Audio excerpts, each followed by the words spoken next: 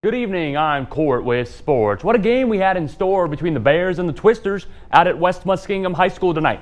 An undefeated record and a share of the regular season MVL title were on the line for the Riverview boys soccer team. Teams getting set on the pitch prior to a showdown taking place. Overcast and relatively windy night here in Zanesville. Riverview boys soccer, would say it bluntly, would go on to shut out the West Muskingum Tornadoes 6-0 Tuesday night to claim the outright regular season MVL title. The Bears led 2-0 at halftime and were dominant on the shots on goal ratio compared to West Muskingum throughout the night. Leading the night on offense for Riverview was senior forward Bryson Fry, who had a goal in each half. West Muskingum was not able to find any rhythm whatsoever on offense through the duration of the night and were outmatched by a dominant Riverview defense that was flat out impregnable. Here's Fry's second goal, some crazy ball skills. How about that? Bend it like Fry. Forget bend it like Beckham, right? And he gets it into the back of the net. West Muskingum finishes their season with a record of 11-6. Riverview, undefeated, advances their record to 13-0-1 atop the league standings. Riverview will hit the road against Mount Vernon Saturday, October 16th. And a lot going on as we hit the home stretch of the 2021 high school football season. The latest state high school football rankings have been released. Here is an updated look at the relevant teams and where they stand in the playoff race in the Zanesville and southeastern Ohio area. Division III Region 11 kicking things off, the overpowering Granville squad. They had an impressive win, a dominant win over Zanesville last Friday night. Number one undisputed, of course, 7-0. In the fifth spot, this is an interesting team. Sheridan, they're 7-1, nearly a symmetrical record to Granville without that one blemish they have. 6-1 is Tri-Valley, ranked 6. 6 is across the board there. Did I mention the number 6? And 14th is Zanesville at 4-3 on the outside looking in on the playoff rankings. Now we move to the next region, Region 15. John Glenn, they're 5-2, and then 6 is Meadowbrook, 6-2. This is one of the more quality divisions that you're going to find in this area, folks, because even 11th ranked Heath is still 6-2, very much alive in the playoff hunt. And then finally, Division 5, Region 19, 8-0 Ridgewood. They're the team to beat there. 6-2 West Muskingum follows them, followed by two teams at below 500 at 2-4 Morgan and 18th ranked 3-4 Coshocton.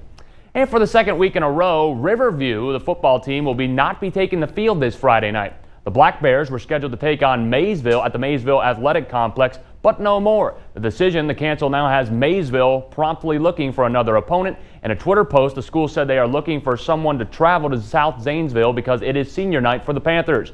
Riverview, of course, canceled their game last week against Tri-Valley due to COVID issues. We will keep you up to date of any schedule changes that may occur.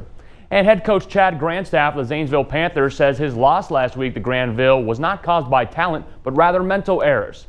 Those errors led to turnovers and players not being where they were supposed to be on the field schematically. Grandstaff says it started with a bad week of practice and a lack of focus thereafter. He's hoping that his team will get back on track this week as they face a 500 4-4 Watkins Memorial squad. Right away, it starts out with just energy. You know, what type of energy are you bringing to practice? What's your body language like? What's your focus like?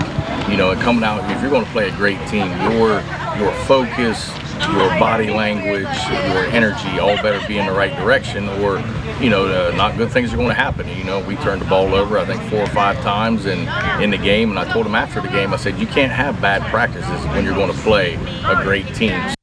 And for the Blue Devils, this game also marks the last of the season at Salzburger Stadium. Looking at trying to go 1-0 each week. You know, we got 2 games left. We tell these seniors, you know, this is your last game that you'll play in Salzburger Stadium. So, you know, you think about all the blood, sweat, and tears that you put in here and all the time that you put in here. You know, I would hope that we would come out focused and ready to go. So, you know, we're just more working on ourselves and making sure that mentally, you know, we're where we need to be and those type of things. So we're just talking about going 1-0. Let's win these next 2 games. And, you know, we'll see where we end up here in 2 weeks. Coach Grandstaff describes Watkins as an athletic team with strong receivers and linemen on both sides. He says in the Licking County League, you can't have any weak spots, and that's what exactly makes it happen at the end of the day. And you can join us in on the excitement as the Blue Devils game with Watkins Memorial indeed can be heard on our radio station, AM 1240. Jeff Moore and Garrett Young will bring you the action on Highway 103. You can also listen to the Crooksville Ceramics take on the New Lex Panthers. Greg Mitz and Corey Perkins will have the call for you on that one. And on Z92, the Tri-Valley Sheridan game can be heard. David Kinder and Andrew Allison will have the call. All pre-games begin at 6 with kickoff directly following at 7. And the Tri-Valley Sheridan game is also this week's Community Bank TV Game of the Week. This game will air Saturday morning at 10 a.m. Coach Doug Clifford and Kevin Rao will bring you the action. Looking forward to that one. And that's Court with Sports. We'll have more after this.